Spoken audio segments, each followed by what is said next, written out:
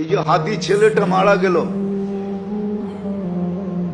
ওর কপাল খুলছে, যে মারছে ওরটা পড়ছে, ওর কপাল পড়ছে, আর যে মরছে তার কপাল খুলছে। দুনিয়ায় সংসদ সদস্য হয়ে কি হইতো? আল্লাহ মনে হয় বলবে ৮ নম্বর আসন নিয়ে তুই কি করবি? তুই রাজত্বই লয়ে এলো। একটা সিট নিয়ে কি করবি? একটা রাজত্ব লয়ে এলো। ভাগ্য ওর খুলছে, আরেকজনের পড়ছে। যে কিলারকে পারা করছে ওরও ভাগ্য পড়ছে। কয়েক গ্রুপের ভাগ্য পুরা গেছে, আর ওর ভাগ্য খুলে গেছে।